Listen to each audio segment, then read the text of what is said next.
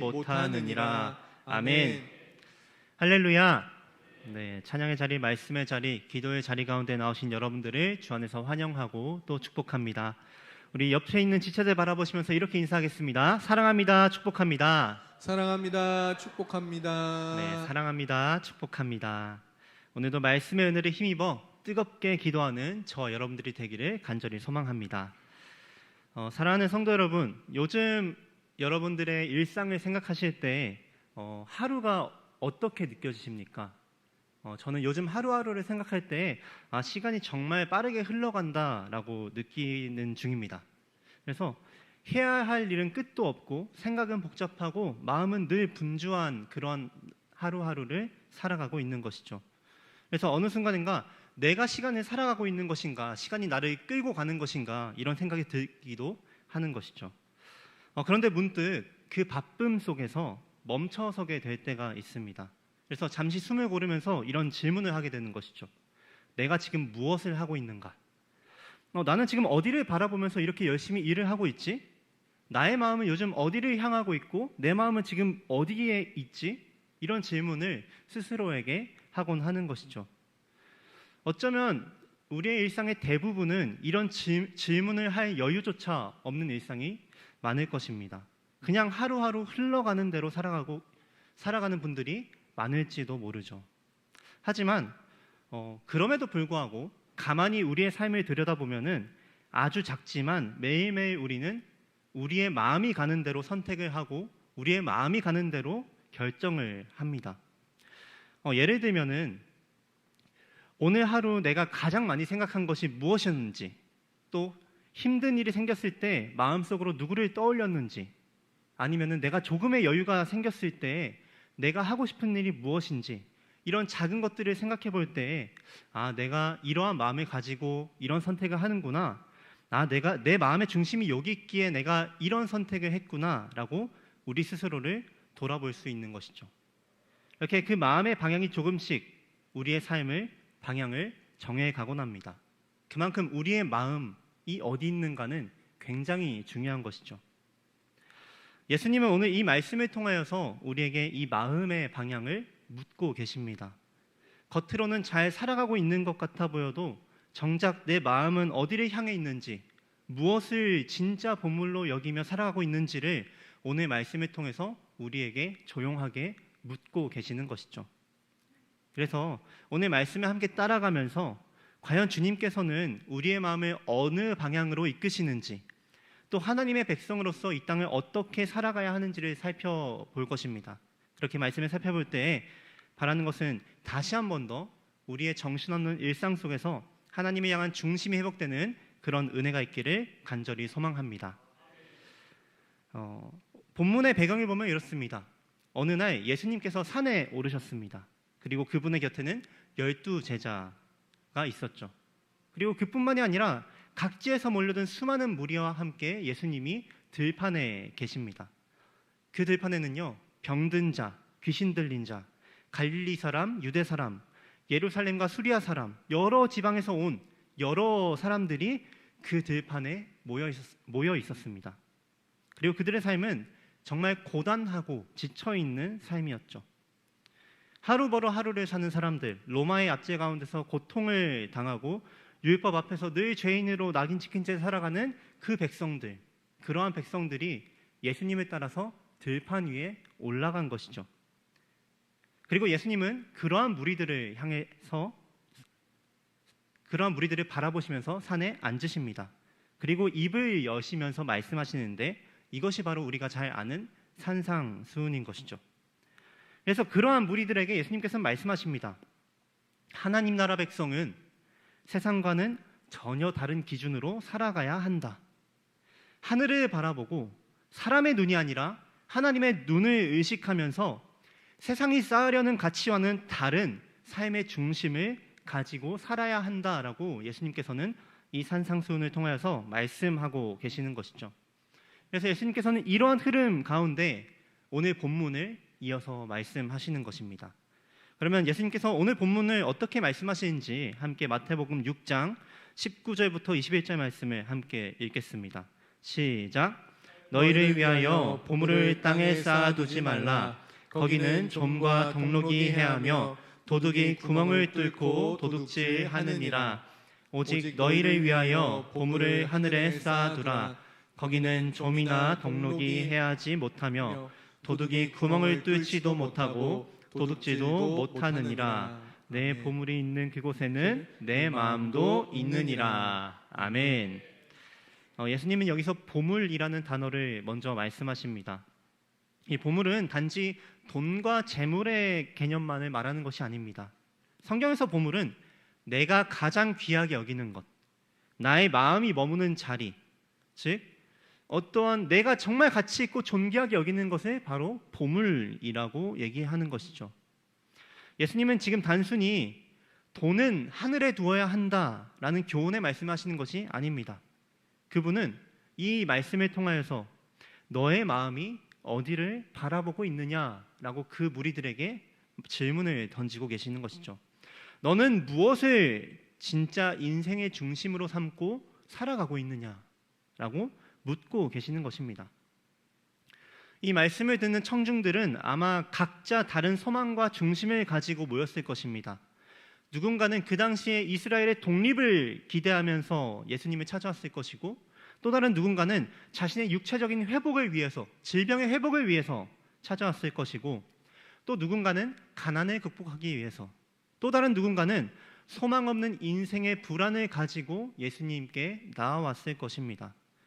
그리고 예수님께서는 이러한 무리를 향하여 마음과 중심에 대해서 지금 이야기를 하고 있는 것입니다. 그럼으로써 다시 한 번 더 새로운 정체성을 그들에게 주시는 것이죠. 예수님께서는 이렇게 말씀하십니다. 지금 너희가 가진 것이 없다고 너희가 아무것도 아닌 존재가 아니라고, 너희는 하나님 나라의 백성이며 하늘을 보며 살아가는 존재라고 그들에게 질문을 던지고 있는 것입니다.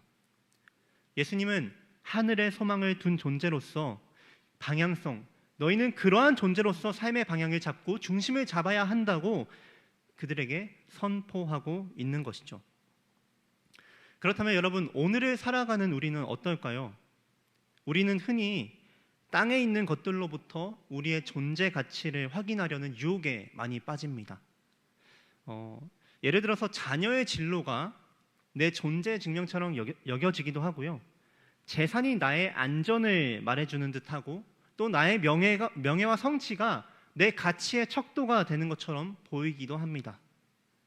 물론 이것들이 모두 나쁜 것은 아니죠. 자녀가 진로를 가져야 하고 나에게 자산이 있어야 하고 내가 명예와 성취를 얻는 것도 나쁜 것이 아닙니다. 집도 건강도 교육도 어느 하나 소중하지 않은 것이 없죠. 그것이 우리에게 정말 중요합니다. 하지만 문제는 무엇입니까? 그것이 보물이 되었을 때죠.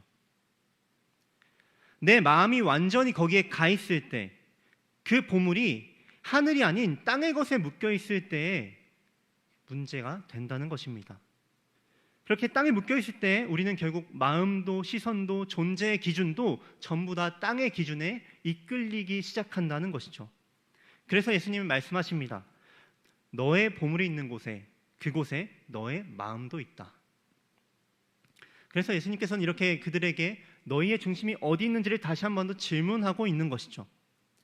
여러분, 그렇다면은 예수님께서 하늘의 보물을 쌓아라, 너희 중심 땅에 두지 말고 하늘의 보물을 쌓아라, 하늘에 너의 소중한 것을 두어라 라고 했을 때 하늘의 보물을 쌓는 것은 무엇일까요? 그것은 단지 어떤 천국의 점수를 쌓듯이, 천국 창고에 나의 계좌에 이체를 하듯이 그러한 어떤 것을 쌓는다는 개념은 아닙니다. 하늘의 보물을 쌓는다는 것은 하늘의 가치관을 가지고 말씀의 가치관을 품고 오늘을 살아가는 마음의 중심을 이야기하는 것입니다. 당장 내 눈앞의 이익보다 하나님을 신뢰하며 말씀에 순종하는 것, 손해를 보더라도 진리를 선택하며 이 땅의 것들을 영원한 것으로 여기지 않고 하나님 나라를 소망하며 살아가는 삶, 그 삶이 바로 하늘의 보물을 쌓는 삶이라고 예수님께서는 말씀하고 계신 것이죠. 예를 들면 이런 순간들이 있을 것입니다. 누군가의 무거운 짐을 내가 바쁜 와중에도 그 사람을 희생하여서 들어주는 평범한 하루, 또는 돌아오는 이익이 없어도 이웃을 위하여서 선택하는 하루, 또는 돈을 쓰지 않아도 진심으로 그 대상을 사랑하고 함께 우는 메시지, 주일이 아니어도 말씀 앞에 시간을 내어 무릎 꿇는 기도, 이러한 것들이 바로 우리의 삶에서 구체적으로 하늘의 보물을 쌓는 삶으로 볼 수 있다는 것이죠. 예수님은 그 모든 무리들을 향해서 말씀하십니다. 오직 너희를 위하여 보물을 하늘에 쌓아라. 그리고 그 말씀이 오늘 우리에게도 들려오고 있는 것이죠. 사랑하는 자녀야, 내가 너의 삶을 다 알고 있단다. 하지만 너의 마음은 지금 어디를 향하고 있느냐? 너의 마음을 다 없어질 이 땅의 것에 두지 말고 하늘의 것, 말씀에 너의 마음을, 너의 중심을 두어라 라고 예수님께서는 말씀하고 계시는 것이죠. 예수님은 이렇게 우리의 마음을 향해 물으신 후에 이어서 말씀하십니다. 함께 본문 22절과 23절 말씀 읽겠습니다. 시작. 눈은 몸의 등불이니 그러므로 내 눈이 성하면 온몸이 밝을 것이요 눈이 나쁘면 온몸이 어두울 것이니 그러므로 내게 있는 빛이 어두우면 그 어둠이 얼마나 더하겠느냐. 아멘.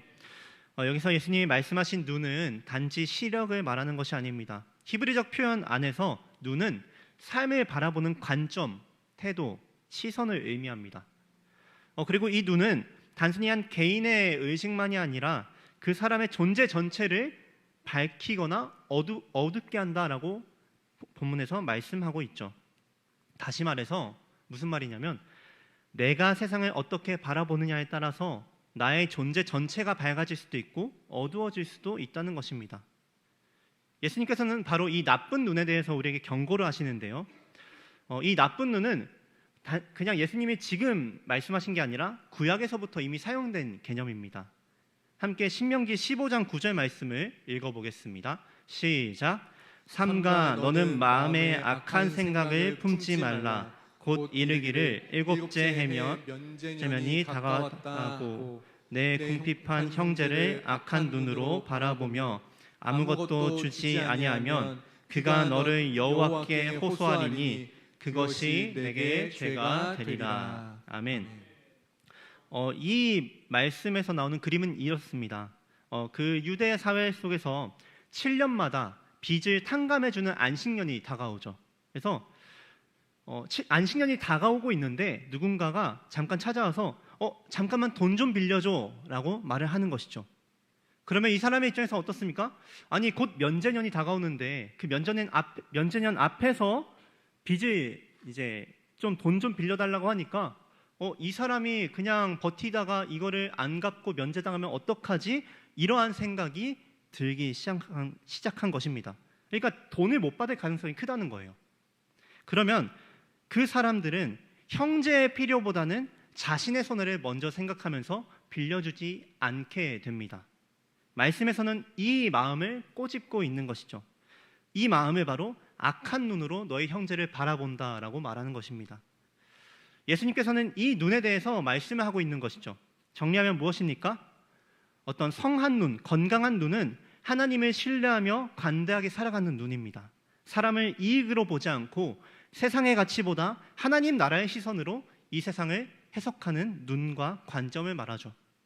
반면 나쁜 눈은 탐욕으로 가득한 시선, 이 땅의 것에 이익에만 초점이 맞춰진 시선, 언제나 손익을 따지고 손해는 무조건 피하고 계속해서 남을 이기려는 그런 자기중심적인 시선을 바로 악한 눈, 나쁜 눈이라고 말을 하고 있는 것이죠. 예수님께서는 바로 이 악한 눈을 가지면 자기중심적인 관점으로 세상을 바라보게 된다. 그래서 하나님도 이웃도 자기 자신도 왜곡된 시선으로 바라볼 것을 아셨기 때문에 이 시선을 경고하고 계신 것이죠. 사실 오늘날 우리가 살아가는 자본주의 사회는 이 악한 눈을 통칭하여 합리적, 이성적이라고 포장을 합니다. 내 이익을 잘 계산하고 자기 손해를 보지 않는 것이 당연하고 손익을 따지지 않는 것을 바보라고 말하는 시대가 바로 오늘날 자본주의 사회입니다. 그러나 예수님께서는 그 관점에 대해서 잘못된 중심이라고 비판을 하고 계신 것이죠. 제 대학 시절 선배가 한 분 계신데요. 그 형님은 대학 시절부터 꾸준히 주식에 해서 꽤 돈을 많이 모으신 분이었습니다. 그분의 목표는 돈을 모아서 대안학교를 세우는 것이었어요. 기독교 교육과 선배셨기 때문에 나는 돈을 많이 모아서 나중에 대안학교를 세울 것이고 하나님을 위해서 기독교 교육을 할 것이다 라고 한 그런 거대한 포부를 가지고 주식을 시작했습니다. 그래서 그런 형님하고 이런저런 대화를 많이 나눴는데요. 얘기를 하다가 본인이 겪은 주식의 위험성에 대해서 얘기를 해주더라고요. 이제 초반에는 돈을 계속 굴리면서 주식을 해야 되니까 단기 주식, 단타라고 하죠. 단기 주식을 진행했다고 합니다. 그래서 날마다 주식장이 열릴 때마다 주식시장을 보고 핸드폰을 켜고 뉴스를 보고 주식을 넣고 빼고 하는 방식으로 날마다 주식을 했던 것이죠. 그래서 이 방식으로 주식을 하려면 이 세상이 어떻게 돌아가는지 그 소식에 대해서 잘 알아야 합니다. 그래서 어떤 기업이 기술을 개발한 소식, 어떤 사건과 사고가 어디에 났는지 이런 것들을 잘 보고 파악하면서 주가가 오르고 내리는 것을 예측해서 넣게 되는 것이죠. 그래서 그 형님이 이렇게 열심히 단기 주식을 오랫동안 해왔는데요. 그 형님이 어느 순간 해외에 일어나는 전쟁과 또 국내에 일어나는 여러 사건 사고들을 보면서 그것이 아프고 고통스러운 게 아니라 주가가 오르려나 내리려나 이런 생각이 먼저 들었다라고 하는 것이죠. 이 세상의 고통과 아픔에 대해서 애통함과 하나님의 공의에 대한 열망이 일어나는 것이 아니라 그 모든 것이 돈으로 보이기 시작했다는 것입니다. 남의 아픔과 세상의 아픔이 돈으로 보이기 시작했다라고 고백을 하더라고요. 그래서 이런 자기 자신을 인지한 날부터 단기 투자를 멈추고 적금과 같은 장기 투자로 방향을 바꿨다고 합니다. 여러분, 그 선배가 초반에는 하나님을 향한 선한 마음과 의도를 가지고 시작을 했습니다. 나는 돈을 많이 모아서 내가 현실적으로 돈 벌기 어려우니까 이렇게라도 해서 돈을 많이 벌어서 대안학교를 세워야겠다라고 열심히 다짐을 했습니다. 하지만 그조차도 우리의 눈이 나빠지기 시작하면 충분히 왜곡될 수 있다는 것이죠. 이처럼 이 세상 속에서 우리도 저와 여러분들 또한 악한 눈을 가질 때가 많지 않습니까? 저 사람은 나에게 이득이 될까? 이 관계는 나에게 유리할까? 이 선택이 나에게 손해는 아닐까? 여러분, 이런 질문은 지혜일 수 있습니다. 하지만 그 기준이 오직 나뿐이라면 우리는 금세 어두운 길로 들어서게 될 것이죠. 그래서 예수님은 지금 말씀하시는 것입니다. 눈은 몸의 등불이니 너의 눈이 밝아야 한다. 이 말은 하늘의 눈으로, 말씀의 눈으로 이 세상을 바라보라는 예수님의 초대인 것입니다. 하나님의 관점으로 이웃을 바라보고 하나님의 시선으로 나의 인생을 해석하고 하나님의 시선으로 이 아픈 세상을 바라보는 것, 그것이 바로 예수님께서는 우리가 하나님의 백성이 가져야 할 시선이며 그것이 바로 너의 하늘에 보물을 쌓는 삶의 시선이라고 우리에게 말을 하고 있는 것이죠. 바라는 것은 우리 수원북부교회 성도님들이 중심이 잡힌 바른 시선을 끝까지 지켜내기를 간절히 소망합니다. 그리고 예수님께서는 여기서 한 발 더 나아가서 우리 삶의 가장 깊은 중심에 있는 주인에 대해서 얘기를 합니다. 함께 24절 말씀을 읽도록 하겠습니다. 시작. 한 사람이 두 주인을 섬기지 못할 것이니 혹 이를 미워하고 저를 사랑하거나 혹 이를 중히 여기고 저를 경히 여김이라. 너희가 하나님과 재물을 겸하여 섬기지 못하느니라. 아멘. 이 마지막 구절을 들으면 우린 자연스럽게 재물을 떠올리게 됩니다. 그래서 자칫 이 설교가 결국 돈 이야기로 흐르는 게 아닐까 걱정이 되실 수도 있는데, 하지만 예수님은 단지 헌금이나 재정적 윤리를 말씀하시는 것이 아니죠. 지금까지 살펴본 것처럼 예수님은 계속해서 어디에 보물을 두고 있느냐, 너희가 무엇을 바라보느냐를 말씀하셨습니다. 그리고 이제 이 말씀을 통해서 너희는 누구를 주인으로 삼고 있느냐를 우리에게 질문하시는 것이죠. 사실상 이 모든 질문은 한 가지 질문으로 귀결됩니다. 뭡니까? 너희의 마음은 누구를 향하고 있느냐? 너희의 마음은 어디를 향하고 있느냐라는 그 질문으로 정리가 된다는 것입니다. 이 중심의 문제를 가장 강력하게 드러낼 수 있는 신뢰로서 예수님은 재물을 얘기하는 것이죠. 왜 하필 재물입니까? 그것은 이 세상에서 우리의 마음을 가장 강력하게 끌어당기는 대상이기 때문이죠. 재물은 우리의 삶을 안전하게 하기도 하고 우리의 삶의 가능성을 열어주기도 하고 우리의 삶에 영향력을 줍니다. 그래서 마치 우리가 하나님이 계시지 않아도 재물이 있으면 살아갈 수 있을 것만 같은 가능성을 우리에게 열어주는 것처럼 보이는 것이죠.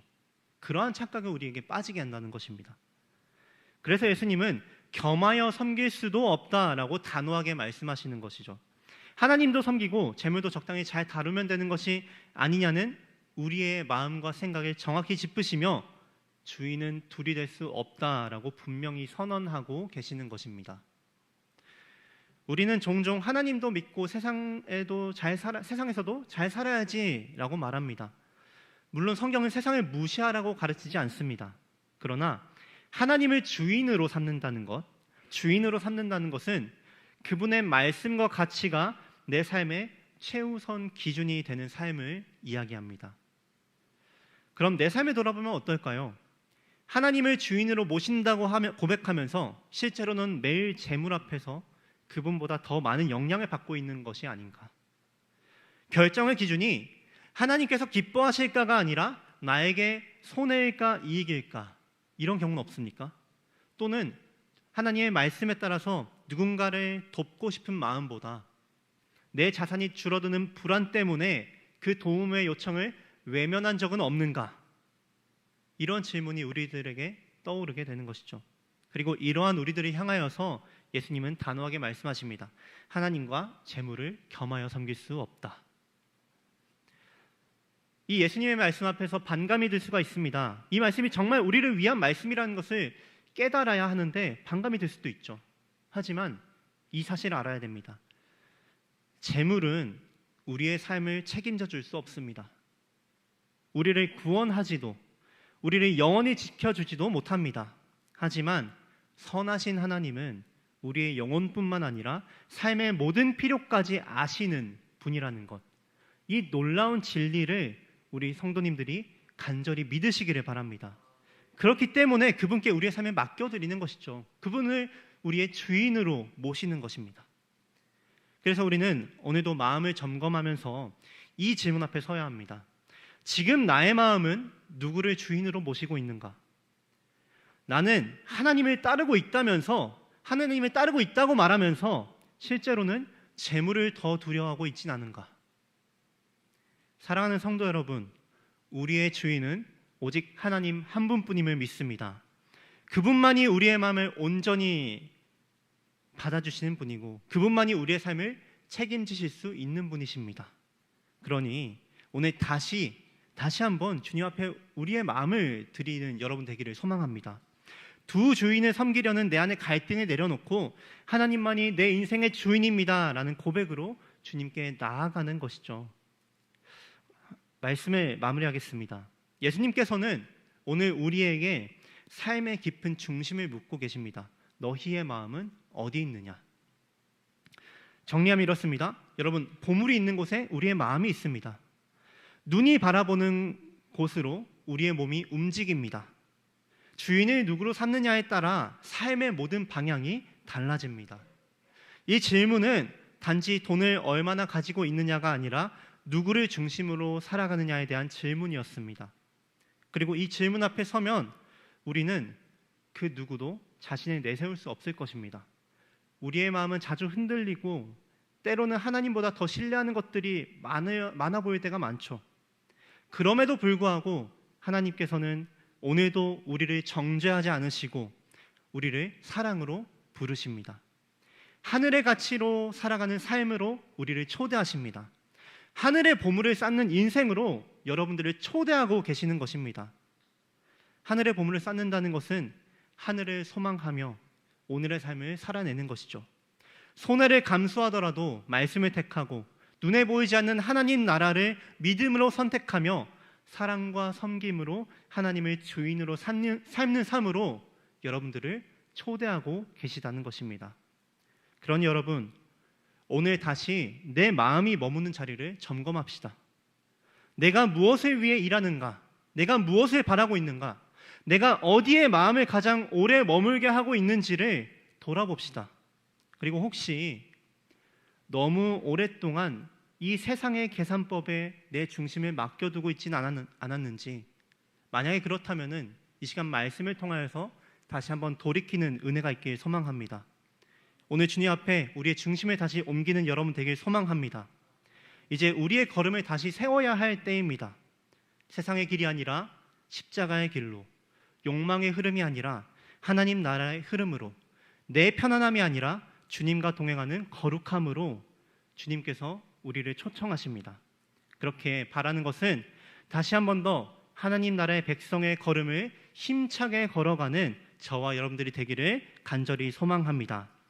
우리 함께 들은 말씀을 기억하면서 결단하며 고백하겠습니다.